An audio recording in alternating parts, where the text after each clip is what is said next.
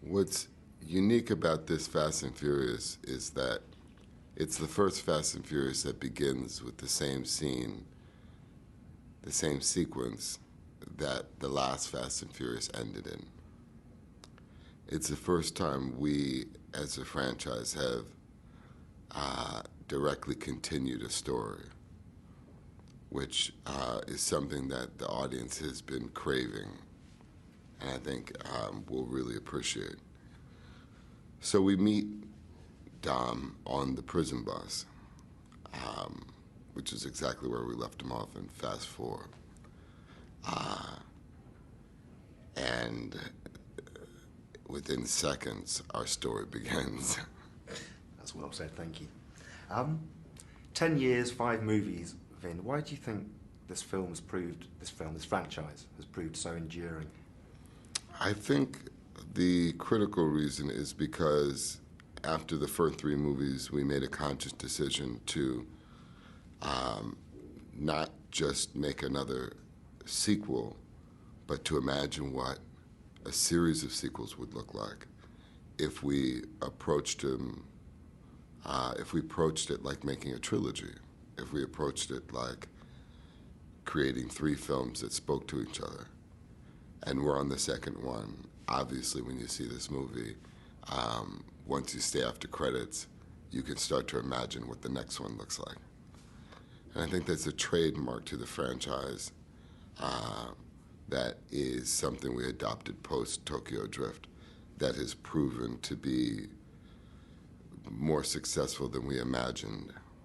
So for the last movie, Fast and Furious 4, for lack of a better description, was so successful and the most successful in the franchise. To follow that with this film and to see how ecstatic the audience is, to know that this film is growing, that this story is growing, that this film has become a saga, so to speak, is, I think, what's so exciting about this franchise. I can't go without briefly asking you about your scrap with Dwayne. Yeah. Did you end up quite battered and bruised during the shooting? I think we were both depleted, both physically and emotionally. But a testament to the time that we spent. Dwayne and I worked 3 weeks after we learned the choreography, just training, and then a week during production to film that scene.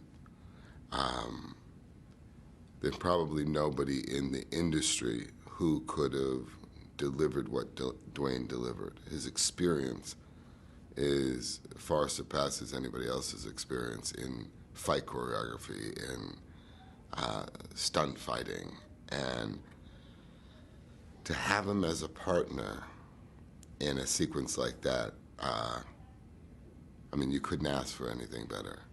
The miracle is that we both, at the end of the 5 days of shooting, were able to walk off the set on our own. Would you class that as the most difficult scene to put together for you personally, physically, or were others just as challenging? I think other sequences are challenging in their own way. What makes this fight sequence so challenging is that it's so based in an emotion. So when you talk about a scene being physically exhausting, like this scene must have been to film, compound that with all the emotion that surrounds that scene. I mean, it's such a deep scene that one person is fighting for their livelihood, the other is fighting for their family. And it's not just doing a week of fighting, it's a week of fighting and some very emotionally taxing, a very emotionally taxing space that you have to go into. So I think that's what made it so challenging overall. That, I mean, it's bizarre that something that's called, or being called, the best fight in film when you watch it with an audience, you would assume that the audience would clap at the end of the sequence. And yet the audience is so engaged on something deeper that they refrain from clapping, which is a testament to how deep the sequence plays. That's well said.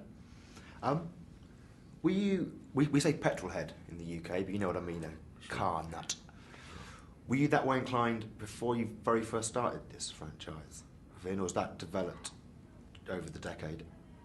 I would say that it was something that developed circa the time that I started working in this film. I'm from New York City, so when you're a city boy, you're lucky to get on the subway without having to hop the turnstile. Fair enough.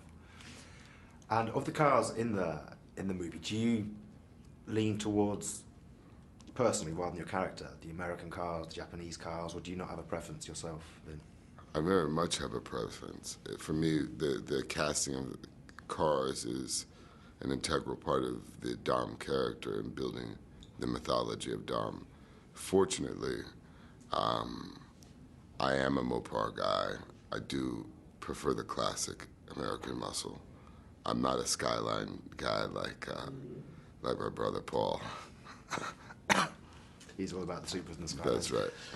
And if 5 was the biggest so far in terms of action and what you deliver, will 6 be even bigger, Vin?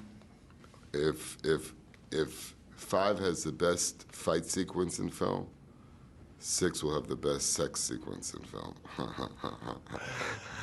Fantastic. That's a top note to leave it on.